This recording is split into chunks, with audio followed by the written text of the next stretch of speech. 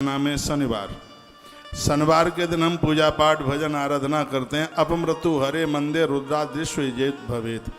जो भी शनिवार के दिन किसी भी प्रकार का पूजा पाठ करते हैं, शनिवार के दिन पूजा पाठ करने से अपमृत्यु यानी छोटी उम्र में मृत्यु नहीं हो सकती, अकाल मृत्यु नहीं होगी। सिरादे वर्णन किया तिल होमेन दानेन तिलानेन च भोजयेत।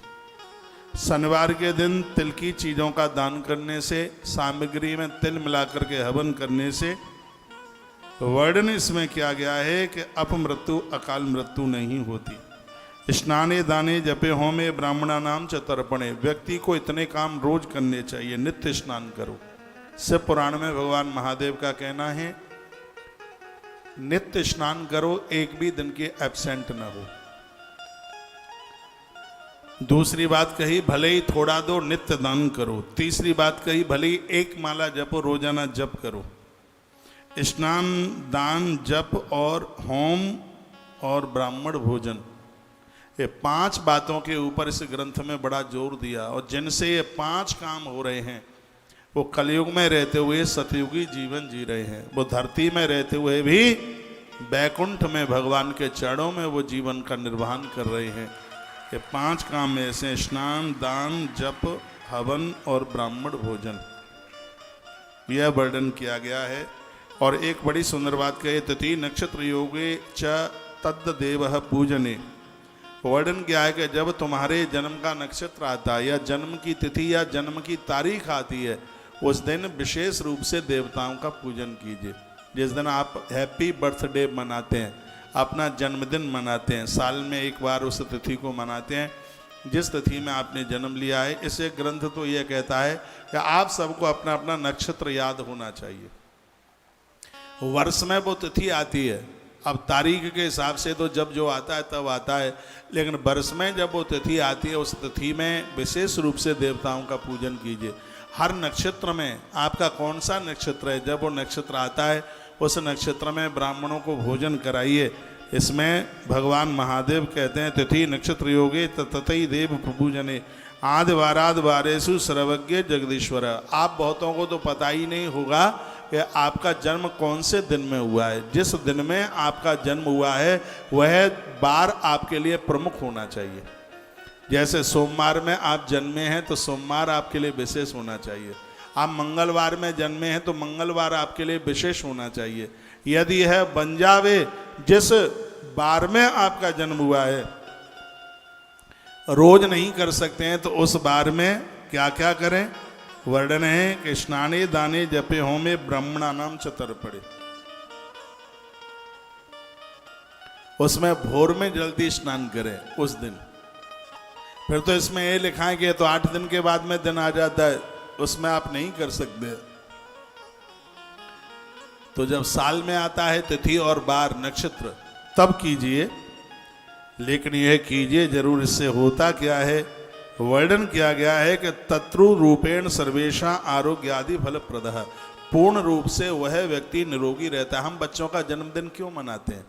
ये शिव महापुराण में जन्मदिन मनाने की परंपरा का वर्णन किया गया है।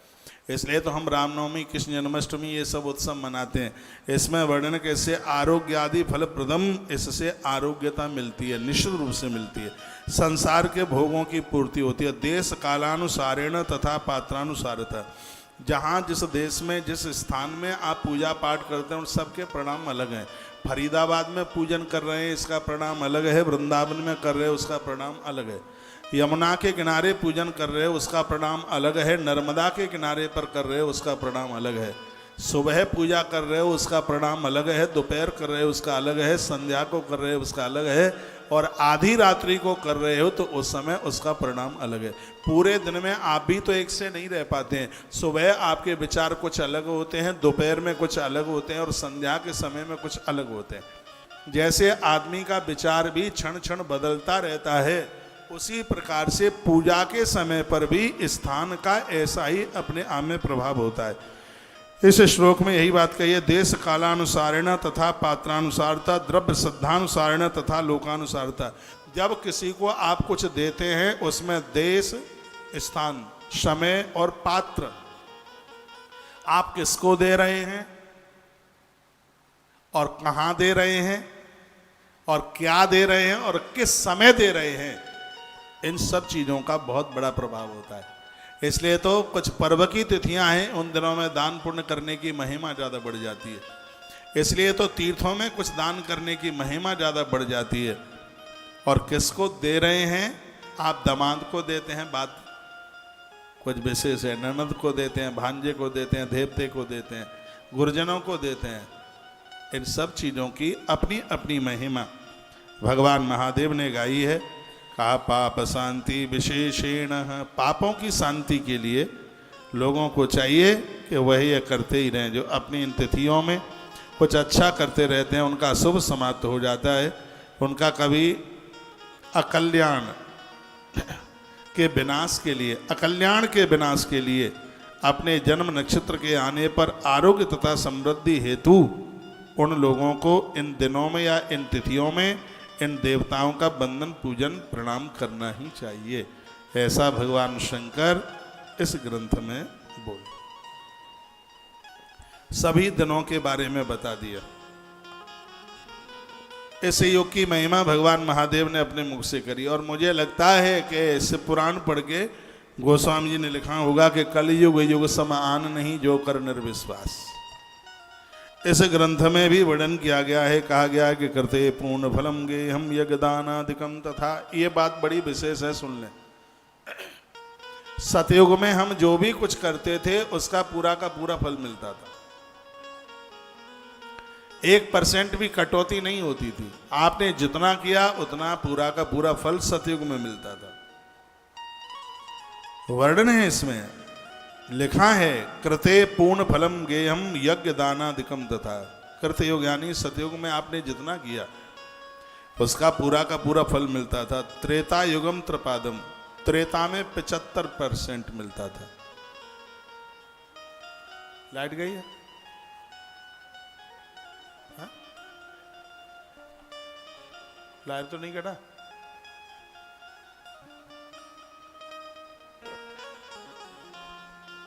बोलो बांके बिहारी लाल की जय हो। श्री हनुमान जी महाराज की जय हो। तो भैया आगे क्यों खमसा खड़ा है? माता इधर उधर देख रही हैं तो पूरा कब देख, हट जा।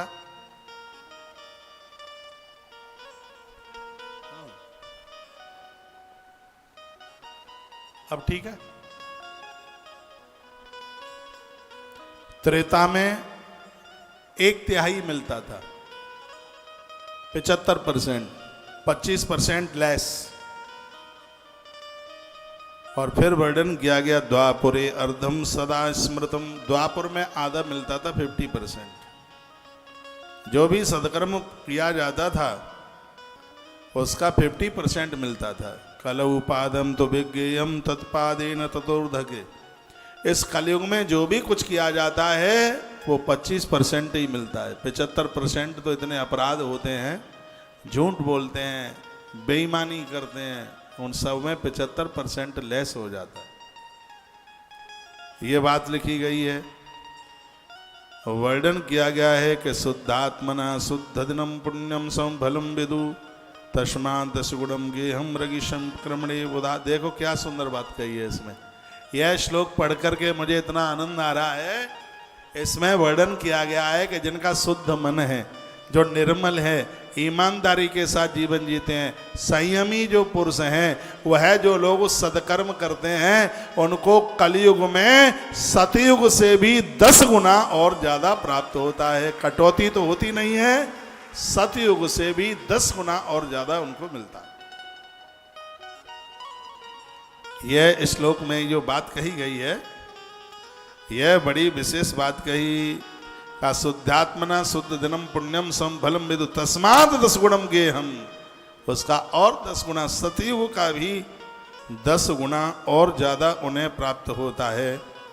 इसलिए कृपया वर्णन किया गया है कि हम आनंद के साथ में बढ़िया सा जीवन जिए, कहीं किसी भी प्रकार का छल नहीं, कपट नहीं। इसमें सब बढ़ने के ग्रहण के समय पर करोगे ये मिलेगा, संक्रांति के समय पर करोगे तो यह मिलेगा, ये सब वर्णन किया गया है। तो और ऐसा ब्राह्मण, जिस ब्राह्मण ने 24 लाख गायत्री का जप किया है, वह ब्राह्मण पूर्ण ब्राह्मण है और वो पूजा का पात्र है। उसके पूजन मात्र से संपूर्ण भोगों के फल की प्राप्ति हो जाती है। ऐसा ब्राह्मण जिसने 24 लाख गायत्री का जप किया है। ब्राह्मण पूर्ण ब्राह्मण तो बनता ही तब है जब वह 24 लाख गायत्री का जप कर ले। मैं बड़ा बड़भागी हूं, मेरे जीवन में मेरे गुरु मंत्र से भी ज्यादा मेरे जीवन में गायत्री मंत्र का ज्यादा जप है। गायत्री जप मैं बड़ी श्रद्धा रखता हूं। प्रातः भोर में जब माला पकड़ता हूं तो एक गणेश जी की माला जपने के बाद में मैं सीधे गायत्री मंत्र ही जपता हूं। इसके बिना तो रहना ही नहीं है। गायत्री जप मंत्र आप पाम छूते हैं, आपके घरों में जाके दूध पीता हूं, आपसे पाम धुलवा लेता हूं, आपकी मालाएं पहन लेता हूं, तो इस सब में पुण्य तो क्षीण होते ही है, सत्कर्म तो उसमें कम होता ही है। और खाते में से निकालते रहो, जमा करो, नहीं तो एक दिन खाता ही बंद हो जाएगा। इसलिए जमा करने की पहले से पड़ी रहती है कि कहीं कम न हो जाए। इसको ज़्यादा करते रहिए। ब्राह्मण के लिए गायत्री बहुत ज़्यादा जरूरी है। गायत्री वह है जो गिरने से बचाती है, उसे गायत्री कहते हैं। जो पतित होने से बचाती है, जो पापों से बचाती है, उसे गायत्री कहते हैं। गायत्री हमेशा पापों से हमारी रक्षा करती है। जनेऊ के बिना गायत्री तो नहीं जप सकते, जनेऊ के बिना। हाँ, भोजन करने से पहले स्त्री पुरुष को गायत्री माता का ध्यान करके भोजन करना चाहिए, क्योंकि माँ गायत्री का ध्यान करने से ही जठर में अग्नि प्रज्वलित हो जाती है। और जब जठर में अग्नि प्रज्वलित हो जाती है, उस समय जो खाया जाता है वो शीघ्र पच जाता है। अपने बच्चों को बोलिएगा, हाथ जोड़कर आंख बंद करके जैसे ही भोजन के लिए बैठें उसी समय वेद माता गायत्री माता का ध्यान करें। माँ गायत्री का ध्यान करने से अंदर से जठर में अग्नि प्रज्वलित होती है, और जब अग्नि प्रज्वलित होती है तभी भोजन पचता है। आप रोटियां बनाती हैं, तवा ठंडा होता है और उसके ऊपर रोटी डाल दें तो वो फूलती नहीं है, उसको कहते हैं कि तो सेई रह गई है, कच्ची सी रह जाती है। मालूम है आपको? तवा ठंडा हो, ठीक से अभी निकल के नहीं आया, गर्म नहीं हुआ, उसके ऊपर आप रोटी डाल दीजिएगा तो रोटी ऐसी रह जाती है, उसमें स्वाद ही नहीं होता, आधी कच्ची सी रह जाती है, वो फूलती भी नहीं है। विश्वास न हो तो रात्रि को आजमा के देख लीजिएगा। ठंडे तवे पर ठंडी कढ़ाई में घी डाल करके जीरा पटक दें तो साग में उस जीरे का स्वाद ही नहीं आता है। जिस प्रकार से गर्म तवे के ऊपर डाली गई रोटी फुल्का फूलता है, उसी प्रकार से जठर में अग्नि जब जलती है उस समय जब आप आहुति डालते हैं तो महाराज वह ग्रास अपने आप में पाच्य हो जाता है, वो पक जाता है। तो गायत्री माता का स्मरण करते ही अंतस में जठर खुल जाता है और उसमें अग्नि जलने लगती है, और उस समय आप भोजन करते हैं तो वो पाच्य होता है, वो सुपाच्य होता है। और तो यह बड़ी अंदर अच्छी बात कही। शास्त्रकारों ने कहा पतन से जो रक्षा करने वाला है उसी को पात्र कहते हैं। आप कहते हैं नहीं कि दान पात्र को देना चाहिए, बेटी सुपात्र को देना चाहिए, ऐसा ही तो बोलते हैं। तो इसमें पात्र की महिमा का वर्णन किया गया। क्या पात्र किसे कहते हैं?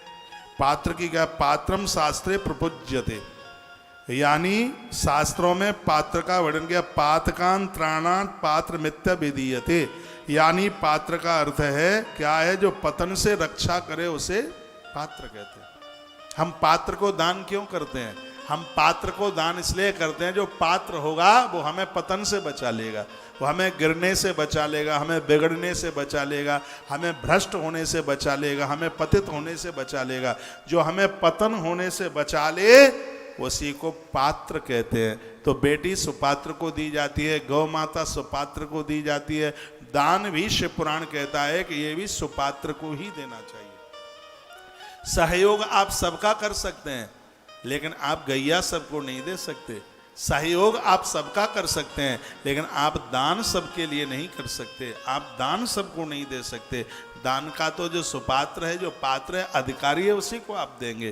तो इसमें पात्र की व्याख्या करी का जो हमें पतित होने से, हमारा पतन होने से हमें बचा ले, उसको ही पात्र के नाम से जाना जाता है, जो गिरने से बचा ले। जिसमें आप दूध भरते हैं उसे क्या कहते हैं? पात्र ही तो कहते हैं। कमंडल को पात्र कहते हैं, कटोरे को पात्र कहते हैं, एक दूसरी भाषा में उसको बर्तन कह देते हैं। है जो पहले से है नहीं, उसको बनाया गया इसलिए उसका नाम है बर्तन। पहले से तो वो मिट्टी है, बाद में कुल्हड़ बन गया है। पहले से तो वो मिट्टी है, बाद में सकोरा बन गया है। जो पहले कुछ और था, बाद में उसको बनाया गया है, उसको बर्तन कहते हैं। वो बर्तन है। और पात्र उसको इसलिए कहते हैं कि उसमें दूध भर दें तो दूध को गिरने से बचा लेता है, उसमें मट्ठा भर दें तो मट्ठा को गिरने से बचा लेता है, उसमें सब्जी भर दें तो सब्जी को गिरने से बचा लेता है, उसमें भात भर दें तो उसको वो भात से गिरने से बचा लेता है। जो हमें गिरने से बचा ले उसी का नाम पात्र है। चाहे इन लौकिक पात्रों को देख लो, चाहे लौकिक पात्र को देख लो, इसलिए उसको पात्र कहते हैं। जो हमें पतित होने से, गिरने से, पतन होने से बचा ले उसे पात्र कहते हैं। तो भगवान शंकर का कहना है कि उसी को देना है जिसके पास में पात्रता है। यथा अर्थहीनो लोकेस्मिन् पराशर्तम यक्षति, अर्थवाणी या लोके परशार्थम प्रेक्षति, स्वयं शुद्धोय पूतात्मा नरान संत्रातो मरहति। जो पवित्र हैं अपने आप में, मांगने वाले, लेने वाले तो बहुत घूम रहे हैं, लेकिन हमें देना किसको है ये तो हमें ही विचार कर लेना चाहिए। जो स्वयं शुद्ध है, स्वयं पवित्र है, दूसरों की रक्षा करने में जो अपने आप में समर्थ है। बताया गया है कि गायत्री जप से शुद्ध ब्राह्मण ही शुद्ध ब्राह्मण है। देखो, गायत्री जप करने का भी अधिकारी कौन सा ब्राह्मण है? जिसका जनेऊ हुआ है, तीनों कालों में संध्या करता है, सूर्य भगवान को अर्घ देता है। यहाँ बड़ी सुंदर बात कही है, जो ब्राह्मण सूर्य देव को वंदन प्रणाम नहीं करता, अग्नि को प्रणाम नहीं करता, ऐसा ब्राह्मण भी गायत्री जपने का अधिकारी बिल्कुल भी नहीं है। ये इस ग्रंथ में वर्णन किया गया है। कहा गया है, ये अध्याय नंबर 15 चल रहा है विद्येश्वरी संहिता का, श्लोक नंबर 17, 18, 19। ये बड़े अद्भुत श्लोक हैं। इसमें गायत्री माता की बात कही गई है, इसमें पात्रता की बात कही गई है। ऐसा ब्राह्मण सूर्य को अर्घ देता है, अग्निदेव का दर्शन करता है, जनेऊधारी है, वेदों के प्रति जिसकी पूरी श्रद्धा है, उसके लिए कहा गया है ऐसा ही ब्राह्मण शुद्ध ब्राह्मण, वही पवित्र ब्राह्मण माना गया है। यही सबकी रक्षा करने में समर्थ है। और कहा गया कि गायत्री जब से इस शुद्ध ब्राह्मण को ही शुद्ध ब्राह्मण कहा गया। दान, जप, होम तथा पूजा के कार्यों में ऐसे शुद्ध ब्राह्मण को ही नियुक्त करना चाहिए। ऐसा नहीं है कि खड़िया पर्यटन दक्षिणा कम लेगा, चलो गिनती चाहिए कि ब्राह्मण इतने हो गए, नहीं। इससे महापुराण में लिखा, तस्मान दाने जपे होमे पूजायाम सर्व कर्मणि। चाहे तो दान हो, चाहे जप हो, चाहे हवन हो, चाहे पूजा हो, इसमें जो शुद्ध ब्राह्मण है, होशियार ब्राह्मण है, विद्वान ब्राह्मण है, उन्हीं ब्राह्मणों का वर्ण होना चाहिए। ऐसा कहा गया। दान के लिए तथा पापों से बचाने के लिए ब्राह्मण सर्वोत्तम पात्र कहा गया है। क्या सुंदर बात कही है। दान के लिए और हमें पापों से बचाने के लिए ब्राह्मण को सर्वोत्तर पात्र कहा गया है। सर्वोत्तर पात्र है वो। दानम कर्तुम तथा त्रातुम पात्रम तु ब्राह्मणो रहति।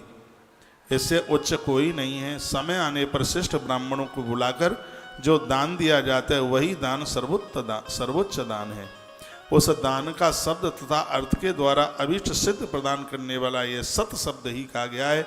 इच्छा वाले को दान करने से संपूर्ण फल की प्राप्ति हो जाती है, किंतु जो मांगने के अनंतर दान दिया जाता है उसका आधा फल कहा जाता है। आप अपने आप दे दें, उसका पूरा फल है, और आपसे किसी को मांगना पड़ा तो उसका फल ही आधा हो जाता है। दान तो बिना मांगे दे दिया जावे तो उसकी महिमा बहुत ज्यादा है। आप कहीं किसी मंदिर में गए, आप बोल करके आ गए कि हमें इस मंदिर में 1 घंटा लगवाना है, घंटा चढ़वाना है या ध्वजा लगानी है, और आप कह करके भूल गए। भूल नहीं गए, आपको ध्यान भी है, कल कर लेंगे, परसों कर लेंगे, अदरसों कर लेंगे। पुजारी जी ने आपको फोन किया, आपको कहा सेठ जी मंदिर में आप अखंड ज्योत के लिए बोल के गए थे, मंदिर में आप झंडा लगवाने के लिए बोल गए थे और आप भूल गए हैं, इसको आप पूरा कर देते। आप बिना कहे कर देते तो उसका पूरा फल आपको प्राप्त होता, और यदि आपने कह करके किया है तो उसका फल आधा हो जाता है। इस पूरे जो ये क्रम चल रहा है इनका हम बड़ा पालन करते हैं। तुलसी वन आश्रम ने आज तक कभी किसी को ये फ़ोन नहीं किया कि आपने अनाउंस किया था और आपने पैसा अभी तक जमा नहीं किया। कभी कोई टेलीफोन नहीं किया, किसी के लिए कोई कॉल नहीं करी। अब सुन लो क्यों कॉल नहीं करी। ये हमने आश्रम में आदेश कर रखा है, ये बोल रखा है कि जिन्होंने तुम्हारे यहाँ अपनी सेवाएं लिखाई हैं, आप इधर से उनको फ़ोन मत करना कि आप अपना पैसा जमा कर दीजिएगा। तो मुझे एक बार पूछा गया था कि महाराज जी ऐसा क्यों। मैंने कहा शिव महापुराण के विद्येश्वरी संहिता में 15 नंबर के अध्याय में बात कही गई है कि यदि आपके कहने से सामने वाला उस दान की पूंजी को जमा करता है तो उसका फल 50% ही हो जाता है। तो भगवत कृपा से उन्हें कभी न कभी तो याद आएगा। आज नहीं आएगा तो 2 महीना बाद आएगा, 2 महीना बाद नहीं तो 6 महीना बाद आएगा। याद जब उनको स्वयं याद चल करके बात आएगी तब वो जमा करेंगे तो उनके 50% की कहीं कटौती नहीं होगी।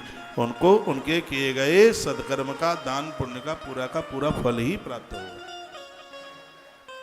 मैंने तो उधारी में बहुत कथाएं कर दी बिना दक्षिणा के। हमें कह दिया गया कि 2 महीने में, 4 महीने में, 6 महीने में महाराज जी अकाउंट में, खाते में पैसे डलवा देंगे। सही बात है, यहाँ से बोला जा रहा है।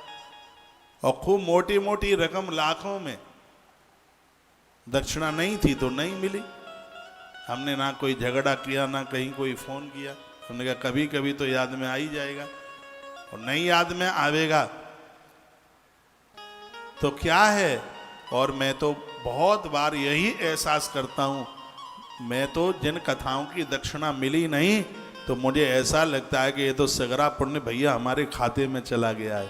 हाँ, चला गया खाते में, उसका निश्चित रूप से हमें प्राप्त हो रहा है, वो कहीं नहीं गया। अभी मैं 2-3 दिन पहले पानीपत में एक बात कह रहा था, जो भी तुम अच्छा बुरा कर रहे हो सब तुम्हारे लिए, ये सब तुम्हारे ही अकाउंट में आ रहा है। चाहे आप अच्छा कर रहे हो, चाहे आप घटिया कर रहे हो, वो कहीं भी नहीं जा रहा है। कभी किसी को आप पैसा दे देते हैं, यहाँ तो थोड़ी देर के लिए लगता है कि इसने मार लिया पैसा, इसने दिया नहीं, उसके बाप दादाओं को भी इकट्ठा होकर चुकता करना पड़ेगा, नाक रिगड़ रिगड़ करके देना पड़ेगा। ये रसूल है प्रकृति का, और बहुत लंबा महाराज उसका हिसाब बन जाएगा। इस जन्म में नहीं तो अगले जन्म में देगा, कई गुना करके देगा। आप भूल जाइए ये कि हमारा चला गया, कहीं नहीं गया, ये कई गुना होकर तुम्हारे पास में ही आने वाला है, ये कहीं नहीं जाने वाला है। जो लोग बेईमानी कर लेते हैं ना कि ये तो पैसा हमारे और हमारे बाप का, लेकिन उनको ये नहीं पता कि ब्याज प्रकृति की चढ़ रही है, नाक रिगड़ रिगड़ करके देना पड़ेगा, कई गुना हो करके देना पड़ेगा। इसलिए मैंने बहुत बार कहा है कि मरने से पहले सिगरा चुकता अपने आप करके जाओ, बच्चों के ऊपर छोड़ करके मत जाओ। निपटारा जैसे दिवाली पर आप अपना मकान दुकान सब साफ करते हैं, उसी प्रकार से हिसाब किताब को भी पूरी तरह से साफ रखिएगा। जिनके पास है नहीं तो देरी हो जाए, जिनके पास है महाराज वो भी नहीं देते, दम निकलती है, हाथ ऊपर नीचे होता है देने के नाम पर। उनकी आदत में नहीं है, अभ्यास में नहीं है, उनको कलेजा दुखता है जब देने की बात होती है। उदार बनकर लिया है तो जरूर दीजिए। बोलो बांके बिहारी लाल की जय हो। अब जिन्होंने इस साल में जो भी अपने अनाउंस कराए हैं, लिखाए हैं, तो यहाँ से तो फ़ोन नहीं आएगा, बिना फ़ोन के ही जमा करते रहिएगा। फ़ोन आया तो फल 50% कम हो जाएगा, और बिना फ़ोन के आपने जमा कर दिया तो पूरा का पूरा पुण्य फल आपके खाते में जाएगा। ये लिखा है। मुझे तो कभी कभी तो मुझे लगता है कि सगरी कथाओं को एक तरफा करके से पुरानी नहीं चालू कर दें 1 साल के लिए। ऐसी है तो अभी मैं इससे पहले भी कहीं से पुराण का धार मध्य प्रदेश में कर रहा था कथा, लेकिन आप वीडियो मिला लीजिए, बिल्कुल ये कथा बिल्कुल उससे हटके है। वो कथा और से हटके थी, उससे ये कथा हटके। इतना बड़ा पोथन्ना है, कथा का दूसरा दिन है, अभी तो 25 से ही पन्ना भये हैं और इतना मोटा पोथन्ना अभी ये रखा ही है इधर। जाए तो पूरा साल साल बोलते रहिएगा तो भी भैया पूरा नहीं होगा। बड़ा आनंद आता। अन्नम दत्ता तो लक्षाणाम रुद्रलोके समश्मते। भगवान महादेव के चरणों में 1 लाख वर्ष तक वह लोग रहते हैं जो जमीन में अन्न का दान करके जाते हैं। ये धरती पर भूखे लोगों को जमा करके जाते। अन्नम दत्ता तो लक्षाणाम रुद्रलोके समश्मते। लाखों लाखों वर्षों तक भगवान शिव के चरणों में वो आनंद लेते हैं। बालानाम ब्रह्म बुद्ध्याहि देयम विद्यार्थ भिन्नरे यूनाम च विष्णु बुद्धायाम पुत्र कामार्थ भिन्नरे। वर्णन किया इसी प्रकार 10,000 ब्राह्मणों को देने से 10,000 ब्राह्मण, देखो वैसे तो 10,000 ब्राह्मण आप जमा नहीं सकते, इसमें लिखा है कि 10,000 ब्राह्मणों को भोजन कराने से लोग विष्णु लोक को प्राप्त हो जाते हैं, विष्णु लोक जाते हैं। अब 10,000 ब्राह्मण कहाँ से जमा लेंगे? घर के 5 लोगों की पूर्ति नहीं हो पाती और तुम कहते हो कि 10,000 ब्राह्मणों को जमाओ। तो इसमें कितना सुंदर उपाय है। ये उपाय है कि बेलपत्र के पेड़ के नीचे बिठाकर ब्राह्मण को आप भोजन करा देते हो तो उसका फल 10,000 ब्राह्मण के बराबर हो जाता है। और जिसको 10,000 ब्राह्मण के भोजन का फल मिला है वह सीधा का सीधा विष्णु लोक को प्राप्त होता है। भगवान नारायण के लोक में जाता हुआ भगवान महादेव का दर्शन करता है। ज्ञान की इच्छा वालों को, जिनको ज्ञान चाहिए, सगरी बातें बताई, उनको भगवान महादेव के मंदिर में नित्य दिया जलाना चाहिए। इससे विद्या प्राप्ति होती है। बात मैंने कभी पूर्व में भी बोली होगी। भगवान महादेव की पिंडी के सन्मुख दिया वहाँ जलाया जाए जहाँ जलहरी का पानी गिरता है, उसके सामने दिया जला करके रखा जाए। भगवान महादेव के जो बातें किताबें में नहीं मिलेंगी, महादेव की कृपा से अंदर से प्रकट होकर के आएंगी। मेरी बात क्या सुने क्या भूल गए मुझे नहीं पता। मैं ये निवेदन करना चाहूँगा, हर रोज संध्या काल के समय में अपने बच्चों के द्वारा दिया संध्या के समय और जल सुबह के समय में बहुत ज़्यादा प्रभावशाली है। दोनों भी बार जल जाए तो कोई ऐसी दिक्कत नहीं है, बढ़िया है। जैसे पीपल के को आप जल शाम को नहीं, जल तो सवेरे दीजिए और दिया शाम के लिए रखिए। संध्या के समय में दीपक की दिए की बहुत बड़ी महिमा है। उसी प्रकार से महादेव के लिए जलाभिषेक सुबह के समय आप करते हैं और एक विशेष रूप से जब दिया जलाते हैं तो उसके लिए संध्या का काल बहुत ज़्यादा विशेष है। जो संध्या के समय में भगवान महादेव की जलहरी के ऊपर से जहाँ से जल टपकता है उसके ठीक सामने आप दिया रख करके रख देते हैं, ऐसे संपूर्ण विद्या की प्राप्ति हो जाती है। विद्या प्राप्ति करने वाले लोगों को ऐसा करना चाहिए। ज्ञान की इच्छा रखने वालों को शिव बुद्धि में, शंकर में बुद्धि रखते हुए उन्हें ऐसा करना चाहिए। माँ सरस्वती उनकी बुद्धि में आकर के बैठ जाती है।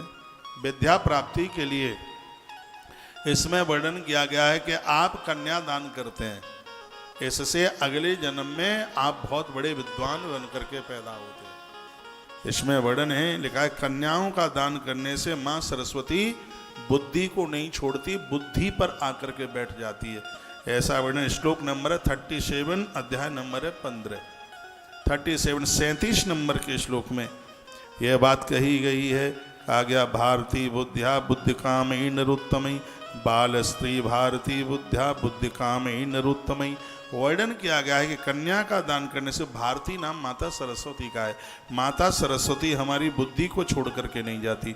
लक्ष्मी बुद्ध्या युव स्त्री सुभोग कामयी नरोत्तमयी वृद्धांस पार्वती बुद्ध्या दिय मातार्थ विरजनयी।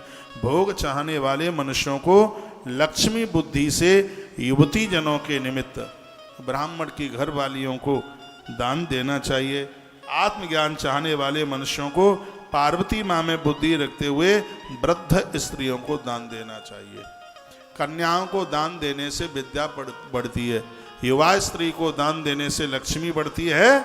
और वर्णन किया है कि वृद्ध माताओं को दान देने से मृत्यु नहीं बिगड़ती। मौत के समय पर इतना भी कष्ट नहीं होता जितना कष्ट पाँव में कांटा लगने पर भी होता हो। ये बात एक बार मैं दोबारा से रिपीट करूँगा, ये बात बहुत ज़्यादा प्रभावशाली है। बालानां ब्रह्म बुद्ध्या ही देयम भारत बुद्धिया बुद्ध कामा नरोत्तम। छोटी छोटी कन्याओं को पूजन कर उनको दान देने से माँ सरस्वती बुद्धि पर आकर के बैठ जाती है। वह लोग बड़े विद्वान हो जाते हैं, उनकी वाणी सिद्ध हो जाती है।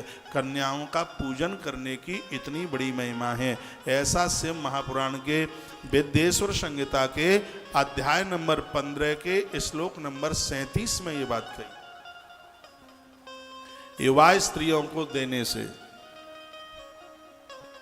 उनको देने से लक्ष्मी की वृद्धि होती है। बूढ़ी माताओं को, वृद्ध माताओं को देने से लोग अपनी मौत को जीत लेते हैं। मृत्यु के समय पर उन्हें बिल्कुल कोई कष्ट नहीं होता। तो मेरा निवेदन है, घर में माता पिता हैं, वृद्ध हैं, अगल बगल में भी हो सकते हैं, तो मैं तो यह आपको निवेदन करना चाहूँगा, वृद्ध जनों की सेवा करने वालों की मौत कभी नहीं बिगड़ सकती। घर में युवा नारी जिसके घर में प्रसन्न है, उसके घर में कभी दरिद्रता नहीं आ सकती। जिनके घरों में कन्याओं का सम्मान है, उस घर में कभी मूर्ख बच्चे पैदा नहीं हो सकते। ये 3 परिणाम निकल रहे हैं इस कथा के। इसलिए बेटी कन्याओं को प्रसन्न रखने से, उन्हें देने से विवेक जागता है, बुद्धि प्रखर होती है। मेरी बड़ी श्रद्धा है बेटियों के पूजन में, कन्या में बहुत भारी, बहुत ही ज़्यादा खुशी मिलती है। मैं भूल करके भी बेटियों से कभी पाम नहीं छुपाता। हम तो बेटियों का आशीर्वाद लेते हैं, कन्याओं का आशीर्वाद लेते हैं, और जिनके ऊपर बेटियों का आशीर्वाद होता है तो जो बातें किताब में भी नहीं निकलती, वो बातें उनके पेट में से निकल आती हैं। पूज्य डोंगरे जी महाराज भी ऐसे ही महापुरुष थे। वो बेटियों के प्रति बड़ी श्रद्धा रखते हैं। मेरे महाराज जी, मेरे गुरु जी कन्याओं के प्रति, बेटियों के प्रति उनकी बड़ी अगाध श्रद्धा है। तो उनकी बोलने की ताकत, बोलने की क्षमता आप देखते हैं।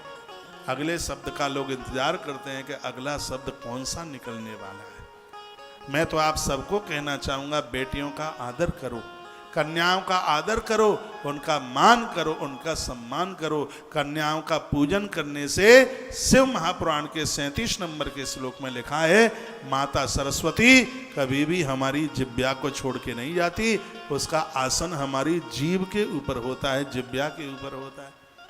युवा नारी का ध्यान रखने से, ख्याल रखने से, जैसे आपकी भगनी है, जैसे आपकी पत्नी है, तो उनको घर में किसी भी प्रकार का कष्ट नहीं है, दिक्कत नहीं है। ये बहनें बड़ी परेशान होती रहती हैं, अपने आदमी को कहेंगे देखो तुमने नाक में दम कर रखी है, इतना तुमने हमें परेशान कर रखा है, सामान लेके आते नहीं है, क्या मैं अपने हाड़ बना करके रख दूं?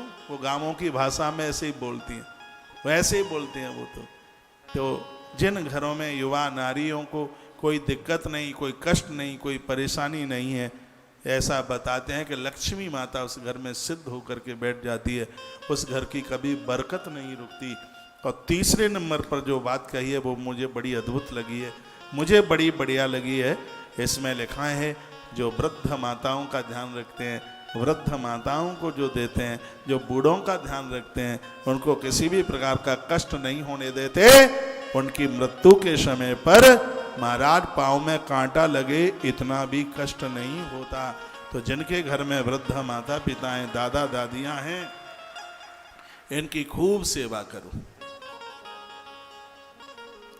भगवान के भोग से पहले भी घर में इन बूढ़ों को, वृद्धों को जिमा दोगे तो मुझे नहीं लगता कि कोई अपराध हो जाएगा। ये वृद्ध तो सिगरे बड़े भगवान हैं, सबसे बड़े भगवान हैं।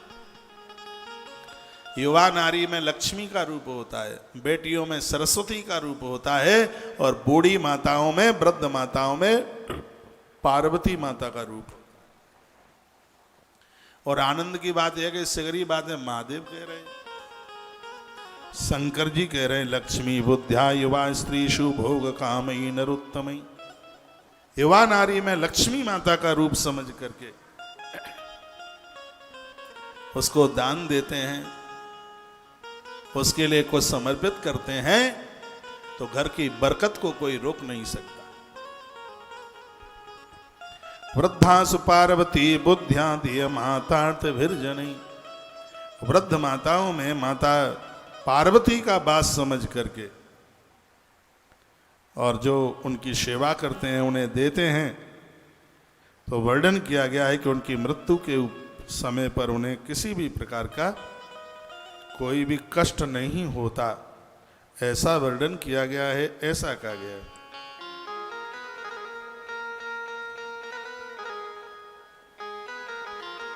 बहनों को जो ससुराल से मिला है वो धन बहुत ही ज्यादा शुद्ध है। बहनों को जो पियर से मिला है और ससुराल में पति के हाथ से, सास ससुर के हाथ से मिला है, वह धन उनके लिए अति पवित्र है। वो धन धर्म में लगना चाहिए। गुरुदेव को दक्षिणा के समय पर जो शिष्य ने धन दिया है वो बहुत ज्यादा पवित्र है, बहुत ज्यादा पावन है। गुरु दक्षिणा के समय कितनी सुंदर बात कही है। महात्माओं के पास कौन सा धन शुद्ध है? ये दान में मिला है, ये कोई शुद्ध नहीं है। ये दान का तो पैसा सेवा के लिए होना चाहिए। गुरुदेव के पास, साधु के पास, महात्मा के पास कौन सा धन ज्यादा शुद्ध है? गुरु दक्षिणा के समय पर शिष्य ने उसे जो धन प्रदानित किया है, उसे जो पैसा रुपया अदेला दिया है, वर्णन किया गया है कि वो बहुत ही ज्यादा शुद्ध है, वो अति शुद्ध है। वो सबके शुद्धि का, इसमें तो कहा राजा को टैक्स से मिला है, ब्राह्मण को दक्षिणा में मिला है। ब्याज का पैसा बढ़िया के अलावा किसी के लिए शुद्ध नहीं है, पवित्र नहीं है। अब तो सिगरे ब्याज खाते हैं, नहीं तो ब्याज का काम सिर्फ बणिक का है, वैश्य का है, बढ़िया का है। सब ब्याज का काम करते हैं। आजकल तो साधु भी ब्याज खाते हैं, बताते हैं। ये ब्याज सबके लिए नहीं है, सबका बताया। राजा को टैक्स का पैसा, ब्राह्मण को दक्षिणा का पैसा, वैश्य को व्यापार का पैसा। लेकिन ऐसा नहीं है कि व्यापार में भी धंधेलीबाजी हो गए, वस्तु में मिलावट करो, तराजू से कम तौल करके दो। हम तो महाराज की कथा में सुन के आई गए हैं कि व्यापार का पैसा बढ़िया के लिए बढ़िया है।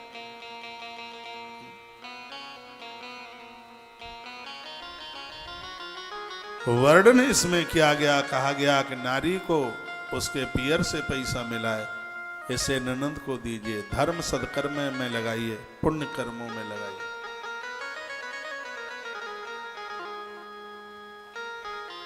मैं तो उस पैसा को बड़ा शुद्ध, बड़ा देव मानता हूँ। उसको, उसी के ऊपर थोड़ा बहुत मैं अपना अधिकार समझता हूँ। किसी के घर में जाते हैं लोग मत्था टेक करके दे देते हैं, और तो हमारी तो कोई इनकम भैया है नहीं। हाँ, हमारी नहीं है बिल्कुल भी इनकम, 5,000 रुपया महीना की भी नहीं है। अब इनकम तो हो जब कुछ करें तब। ये तो जो भी कुछ हो रहा है इसमें हमारा तो कुछ भी नहीं है। एक बार मैंने सोचा, मुकुंद मेरे पास बैठा था, मैंने कहा भाई मन करता नहीं है कि सेठों के घर में जाएं, कि उनका तेल साबुन प्रयोग में लें, उनके कपड़े लत्ते प्रयोग में लें, कुछ ऐसा कर लें कि एक आध साल में 1-2 धोती फाड़ते हैं, वो अपनी ही कोई व्यवस्था हो जाए। तो हम बैठ के विचार कर रहे थे, और विचार करते करते मैंने कहा चलो ऐसा करते हैं कि पत्तल बना दूंगा मैं और बेच तू देना बाजार में जाके। सत्य है बिल्कुल, पत्तल। और हमने ऐसा पागलपन छाया ऊपर, अहमदाबाद गए और पत्तल बनाने वाली मशीन खरीद ली। बिल्कुल सत्य है, इसमें झूठ नहीं। ये कथा पढ़ पढ़ करके हम तो पगला हो गए बिल्कुल। इस पैसा को जो है आप देते हैं, इससे मैं तो इतना दूर रहना चाहता हूं जितना बढ़िया ब्राह्मण शराब के ठेके से दूर रहना चाहता है। ये तो पैसा 100% सेवा में ही लगे तो ही भला होगा, नहीं तो कलेजा फाड़ करके बाहर निकल जाएगा, बाहर निकल जाएगा। ये बड़ा खतरनाक पैसा है ये।